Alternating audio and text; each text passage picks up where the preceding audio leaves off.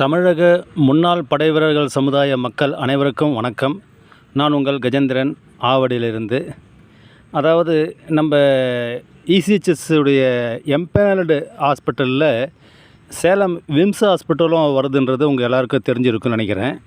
இந்த மருத்துவமனையில் 80வது சுதந்திர தின விழாவை மருத்துவ இயக்குனர் டாக்டர் மீனாட்சி சுந்தரம் ஐயா அவர்களும், துணை மருத்துவ இயக்குனர் டாக்டர் அசோக் ஐயா அவர்களும், நிர்வாக அதிகாரி திரு வெங்கடேசன் அவர்களும், மார்க்கெட்டிங் மேனேஜர் திரு அருள்மணி ஐயா அவர்களும், மேலும் மருத்துவமனையின் மற்ற ஊழியர்களும் இணைந்து இந்த சுதந்திர தின விழாவை மிக சிறப்பாக கொண்டாடினாங்க.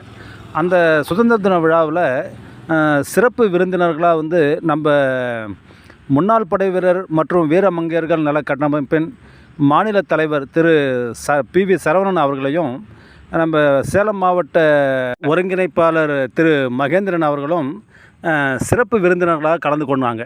எப்பவுமே ஒவ்வொரு வருஷமும் இந்த விம்ஸ் ஹாஸ்பிட்டலில் சுதந்திர தின விழா மற்றும் குடியரசு தின விழா போன்ற விழாக்களுக்கு நம்ம முன்னாள் படை வீரர் சமுதாய மக்களை சிறப்பு விருந்தினர்களாக வர வச்சு கௌரவப்படுத்துறது வழக்கம். அது ஏன்னு கேட்டிங்கன்னா, அதாவது நாட்டின் முதுகெலும்பே இராணுவ வீரர்கள் தான். அவங்க இல்லாமல் நாட்டினுடைய பாதுகாப்பே கேள்விக்குறி ஆகிடும்.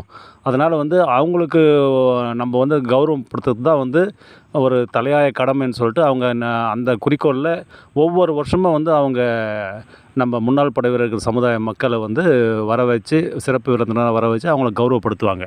தமிழ்நாட்டில் பல்வேறு மாவட்டங்களிலிருந்தும் நம்ம முன்னாள் படை வீரர்கள் மற்றும் மத்திய அரசு ஊழியர்கள், ரயில்வே ஊழியர்கள், அப்புறம் சிவில் மக்கள், அதாவது இன்சூரன்ஸ் போட்டிருக்கிற சிவில் மக்கள் எல்லாருமே மருத்துவ சிகிச்சைக்காக சேலம் விம்ஸ் ஹாஸ்பிட்டலில் ரொம்ப விரும்பி நாடி வருவாங்க. அதுக்கு முக்கிய காரணம் என்னன்னு கேட்டிங்கன்னா, அவங்களுடைய அணுகுமுறை. அதாவது ஒவ்வொரு நோயாளிக்கிட்டேயும் அவங்க அந்த கவனிப்புன்னு சொல்லுவாங்க இல்லையா, அந்த வே ஆஃப் அப்ரோச்சிங், அவங்கக்கிட்ட பணிவோடு, அதாவது கனிவோடு அந்த நோயாளிகிட்ட எப்படி பேசணுமோ அந்த முறையில் பேசி அவங்களுடைய அந்த பிரச்சனையை கேட்டறிஞ்சு அதுக்கு தகுந்த மாதிரி கைட் பண்ணுவாங்க.